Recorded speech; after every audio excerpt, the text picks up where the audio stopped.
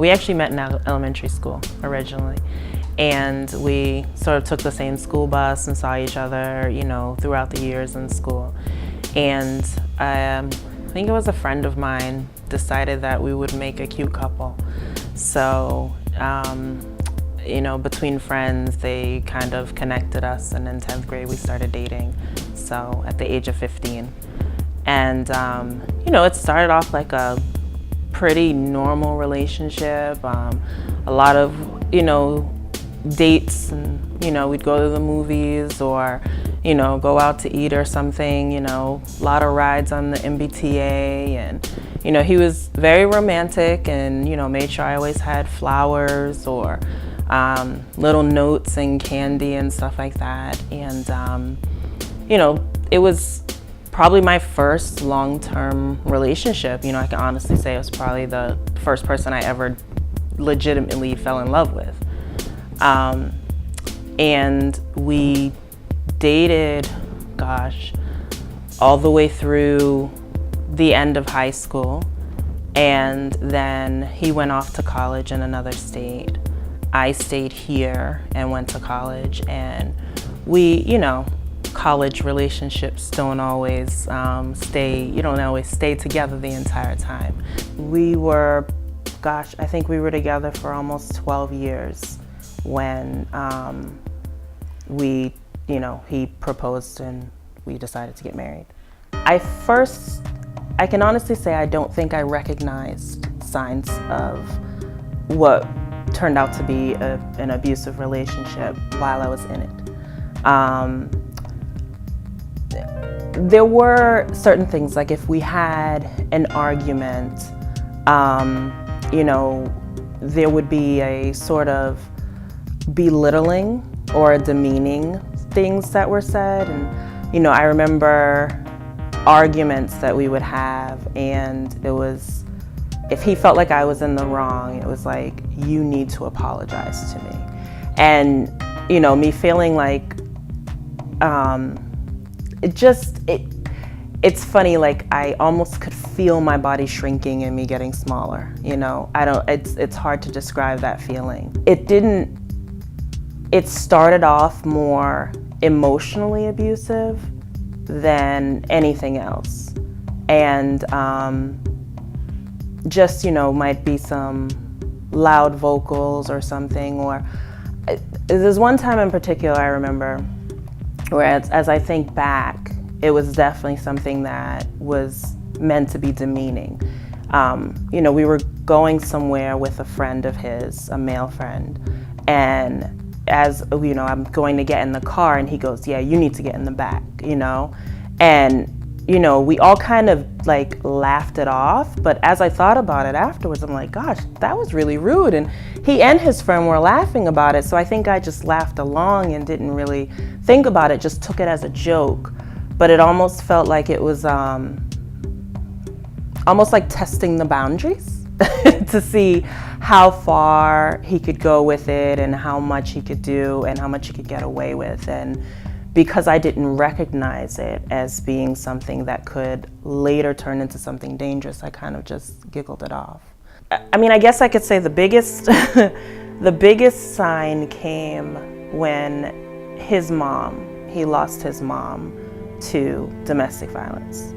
And this is when we were dating. And she was, you know, unfortunately killed by her husband, her then husband. And it was a murder-suicide. And I remember being there for him and, you know, helping with the arrangements and everything. And during that time, his anger surfaced. And I excused it, thinking, okay, he's going through something really hard right now. He just lost his mom. I need to be understanding. I need to be there for him. And it got to the point where he was talking down to me so much that one of his family members pulled me aside and said, you know, you don't have to let him talk to you like that.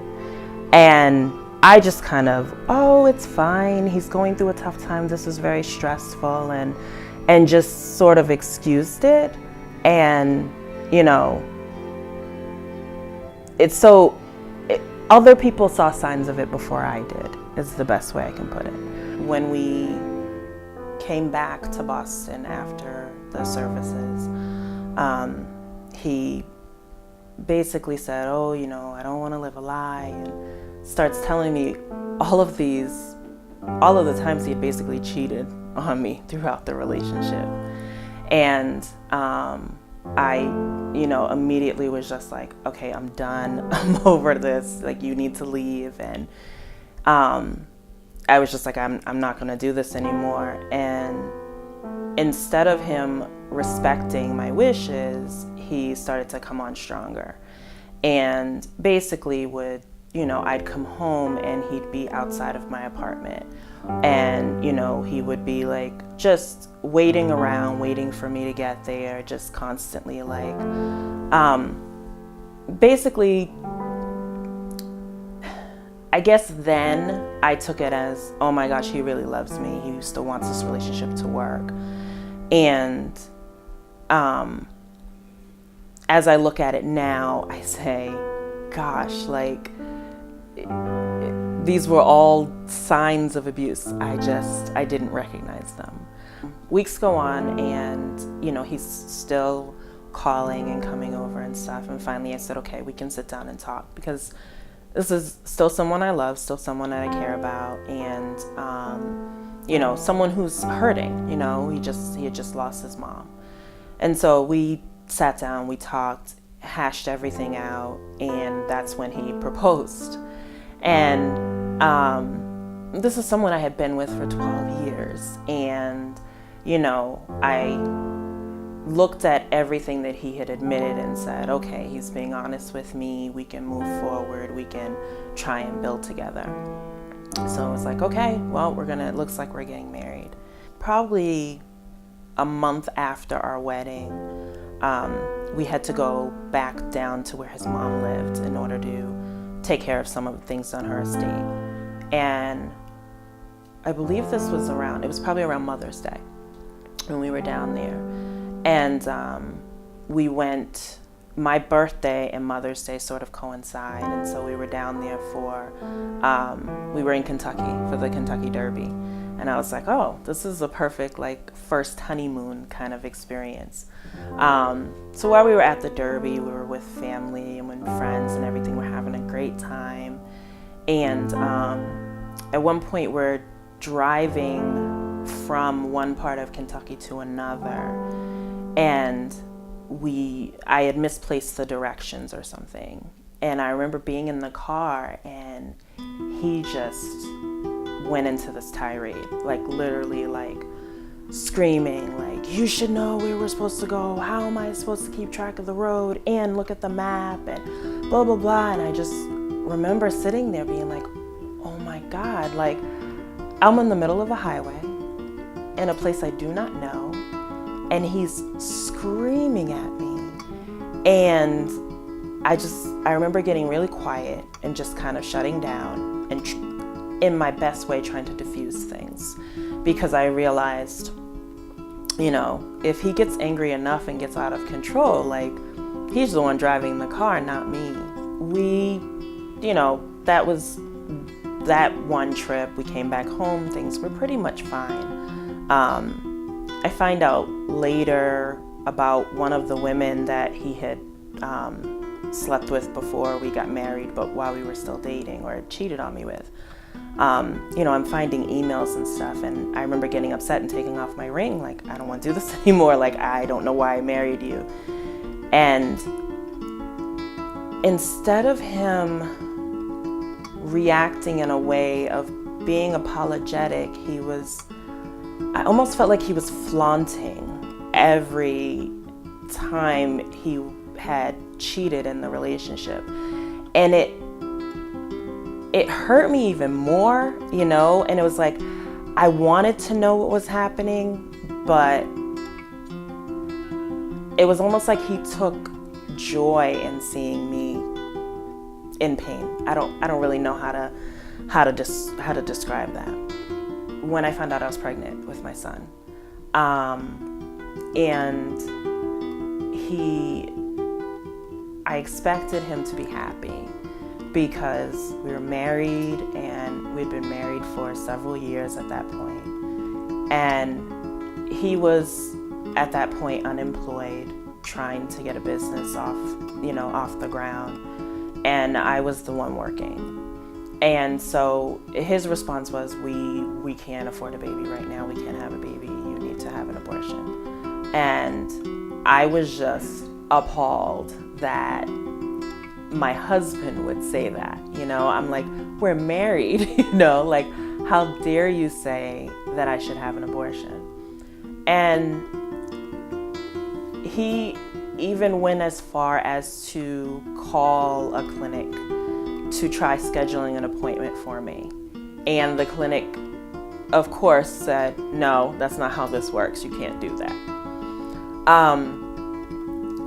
Weeks went by, and at this point, I'm probably about 6 or 7 weeks pregnant, and I'm having some pain and a little bit of spotting.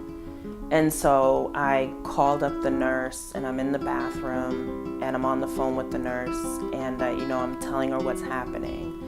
And while I'm on the phone, he's like banging on the bathroom door, like, what are you doing? Who are you talking to? And the nurse can hear what's going on, and she says, it sounds like you're in a stressful situation. I think maybe you should just take some time and take some deep breaths, and she's trying to calm me and tell me, you're only 7 weeks along. There's nothing we can do. If, it sounds like you're just spotting, but if you're miscarrying, then there's really nothing we can do at this point. So I'm just I'm so stressed, and I'm upset, and I'm thinking I'm having a miscarriage. And he overhears the conversation, and through the other side of the door says, I hope you're miscarrying. And I'm just like, oh my gosh. I'm amazed that someone would even utter those words. So I come out of the bathroom, and I go into the bedroom, and I close and lock the door, doing as the nurse said, resting. And he starts banging on the door, open the door, why is the door locked? And I'm like, I'm just laying down, I need to rest, I just need some time to myself. Continues to bang on the door, continues to, knock on the door. And, eventually he leaves the door. From upstairs, I can hear the garage door open, the car leave. The car, a few minutes go by, the car comes back, the garage door comes back, and he comes back knocking on the door again, banging on the door, yelling. And so I get up to get to the door, and before I can get there, he's kicked the door in. Like, literally, like the door is hanging from the frame. And comes over and grabs me by both of my shoulders and just, starts shaking me. And it's August, and I'm very aware that the windows are open and that my neighbors can hear what's going on. And I'm screaming to him, like, stop. And his response was, you think you're gonna control me? I'm gonna control you. And I'm thinking, like, I don't understand. Like, I was so confused. I didn't know what was happening or what was going on. I had moved some furniture around in the house to make it more comfortable so my son's bed wasn't right near the window. And he came into the house, and my son and I were in the kitchen. And he came in and he said, I just remember him saying, who moved this? And I could hear him, and I'm like, and he comes charging towards me, both fists clenched, just eyes dark, and just pure anger. And I remember I looked, and then I just got back into the kitchen, like almost to protect myself. And he comes up as close as he can to my face and is screaming at me, "Why did you move it? Why did you move it?" And I couldn't even look him in his face. I'm kind of looking down, and I look over and I can see my son, and my son is looking up at him. And this is the very first time that my son is witnessing it. And I kept my eyes on my child the whole time. And I could see the fear in his face, in his little 2-year-old eyes. And that was it for me. I mean, I had suffered bruises at his hands. I had almost lost every friend, had disconnected from family members, had lost a job, was emotionally, physically, and mentally broken down to nothing. But it took seeing the fear in my child's eyes and realizing I don't ever want him to look at anyone like that, especially not his father. And I pretty much made my decision there and spent the next 2 weeks doing everything I could to get us safe. And anytime I've told this story to people afterwards, I always say it almost played like a Lifetime movie is the best way I can say. I mean, it took phone calls to friends and family, my dad booking our flights and a hotel near the airport, me gathering clean clothes and documents and stuff in laundry bags and storing them in what he thought were empty suitcases in the garage. Planning things out from the public library computers so he wouldn't find out what was going on. And just one night, we got on the plane and I left with 3 suitcases and my son in his car seat and flew back to Boston. And yeah, that's I literally rebuilt my life from those 3 suitcases and car seat. And I was able to find a great job that I've been at for 5 years. And I lived with my mom for a short time and got myself on my feet and got an apartment for me and my son. And as of 7 months ago, I was able to buy a home for us. I'm in a now healthy relationship with somebody who knows my story and respects me for who I am and loves me for who I am, and has shown me that love doesn't have to look like that.